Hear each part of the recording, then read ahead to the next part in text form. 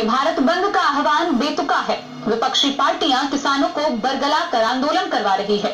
कृषि बिल किसानों के हित में है। ये बातें भाजपा के जिलाध्यक्ष शंकर झा और देवेंद्र प्रसाद यादव ने प्रेस को संबोधित करते हुए कहा। आइए आपको दिखाते हैं पूरी वार्ता। हम 2000 ईस्वी से लेकर और 2020 साल तक हमने बासोपट्टी किसान सलाहकार समिति के हैसियत से गांव के हर वार्ड में जाकर किसानों के बीच काम किया है।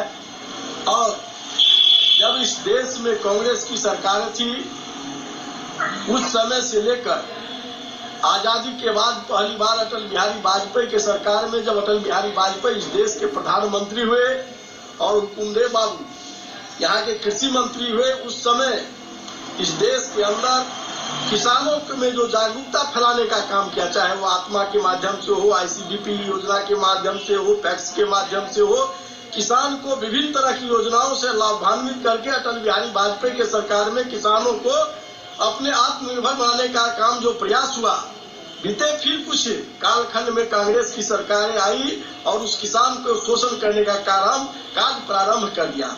जब इस देश के गरीब का बेटा, चाय बेचने वाला का बेटा प्रधानमंत्री नरेंद्र मोदी बनता है, तो उन्होंने यह संकल्प किया कि किसानों को हम आय दुगुनी करके इस देश के किसानों को आत्मनिर्भर बनाने का काम करेंगे। और उसी दिशा में जब यह कार्यक्रम प्रारंभ किया है, किसानों के खाता में पैसा जाना प्रारंभ हुआ, किसानों को फसल बीमा योजना लागू हो गया, किसानों को उसको आत्मनिर्भर बनाने का कार्य आज हर राज्य में प्रारंभ हो गया है। तब ये कांग्रेस और उनके साथ जो ये 12 दल मिलकर आज किसानों को आगे करके और उनके नाम पर उनके कंधे पर बंदूक रखकर और गोली चलाने का काम कर रहे हैं। यह किसानों के साथ धोखा है, किसानों के साथ अन्याय है। मैं आग्रह करूंगा इस देश के किसानों को, इस जिला के किसानों को कि आप नरेंद्र मोदी पर आस्था रखिए। नरेंद्र मोदी के नेतृत्व में ही किसानों का सर्वांगीण विकास होगा। सर,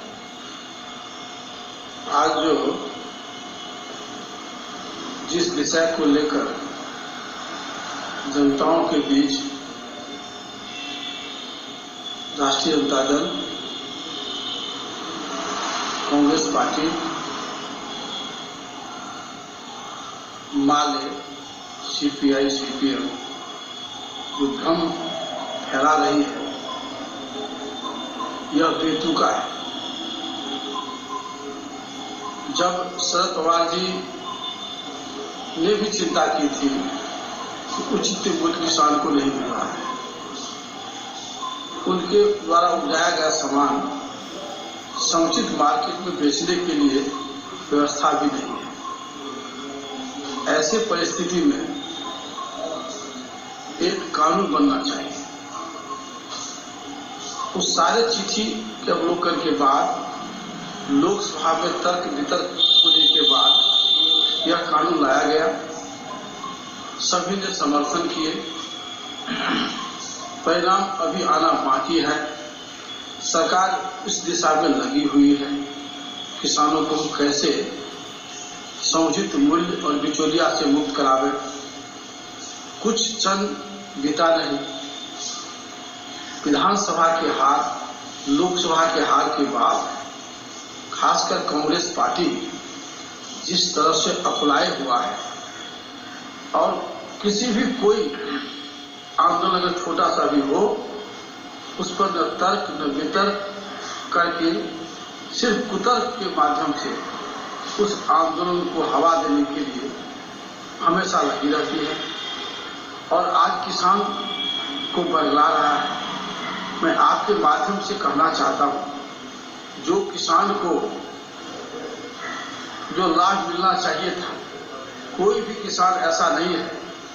विगत कुछ दिनों पहले सभी के अकाउंट में कुछ न कुछ मुआवजा नहीं गया।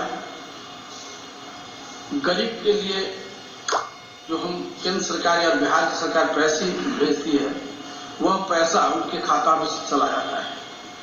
कहीं न कहीं हम बिचौलिया को खत्म किए।